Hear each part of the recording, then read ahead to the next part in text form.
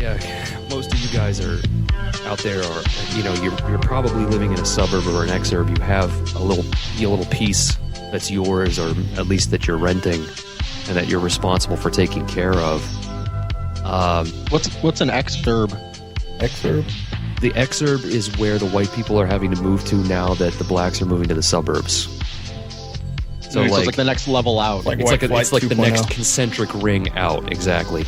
And the other characteristic of exurbs that you'll notice is that because they're so far out, they become like additional small settlements where like they have the grocery store is closer because you're too far away from the other grocery stores because you had to move farther away from the blacks. Like in the suburbs, you could drive closer to the city for things, but because you're further out, now you have to have another Lowe's, you have to have another Olive Garden, you have to have another supermarket, you have to have all those things. That's the exurbs. So is that just like the powers that be just making sure people are in constant motion or something? I mean, I think so. I think because they got to know white people are just going to pick up and leave. Well, it's an attempt to intermix the two, and it's just not going to happen. There's a lot of moving parts to this. I think that it's not like one conspiracy with one directed goal. I think it's a lot of people with a lot of different goals that they all kind of combine. Like there are the people that want people in constant motion. They want to break up and make sure that there's no cohesive society so that they're safe. I think we all know who those people are. Atomization.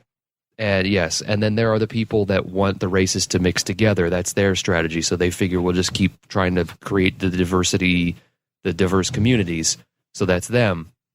And then, frankly, I think there are some people that are their strategy for it is they like living in the city, but they don't like all the diversity in the city. So they're like, hey, here's an idea. How about we kick them all out to the suburbs because we hate those people anyway?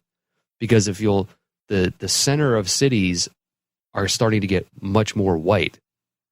They're kicking all the blacks out and moving them out to the suburbs. Yeah, the hipsters are taking over the cities. There's that strategy. Then there is the social justice people who think, well, that's not fair that those white people get to live in their all-white communities, so we're going to let blacks live in those. So there's that thing. There's a lot, like I said, there's a lot of moving parts to this. Isn't it simply that the diversity just wants to live with us? I mean, it's not. I don't think there's a concerted effort. It's just their areas are bad. They want to live where we live. We have to move another exit down the road. Yeah, but how are they getting there? Is it do they want to live with us, or is it they want to replace us? But they don't understand it's us that is desirable. I don't think the blacks realize that the whites are what make the neighborhood nice. But I mean, they know it to an extent. Mm-hmm. And they know something's wrong, right? Yeah. They know something's wrong, but they can't. They lack the perception and the intelligence to. I mean, they talk about articulate. they want their own place, and they know that if that actually happened, it would just be another Detroit, and it's not going to work out well. I would say that Otto, you're right, but how are they getting there? These people have literally no agency. I was just reading I joined the Facebook group, and somebody posted something about an event that they went to where like it was just Gibbs all the way down for the public school, where it's like free school supplies, literally like free haircuts. Like these people are able to do this because they're being given these Section 8 vouchers and being told, okay, well, you can live in all these places, and it's not like they're just picking up and heading off. I mean,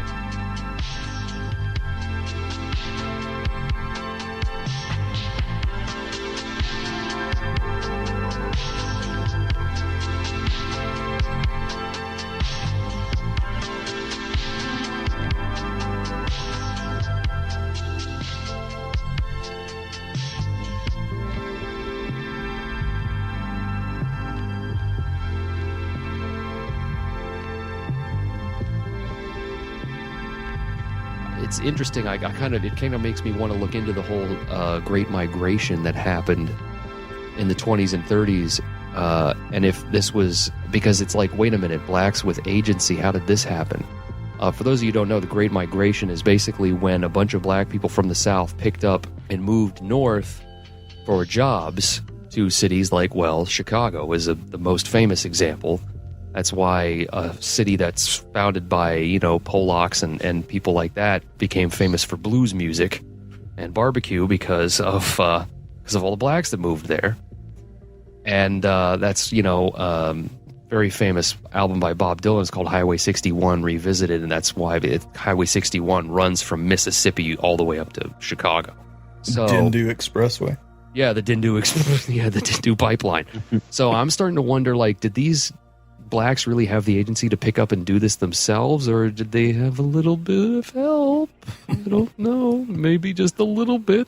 I don't know. We got to look into it because I'm starting, You do always have the talented 10th. I mean, I think the talented 10th probably see, everything here is bad. Maybe I'll move by the white folks, and then, their relatives can follow them. Where the talented 10th weren't moving up to Chicago and Detroit to go work in the Ford plant. They weren't. Those weren't those people. So that's what I'm saying is like it, and it was a lot. I mean, there was a major portion of the black population left the South in the 20s and the 30s and went up north. So, I kind of wonder. Yeah, I don't know. That bears looking into for those of you guys who are into the historical research. I don't know how we got into this from lawn care. This is crazy.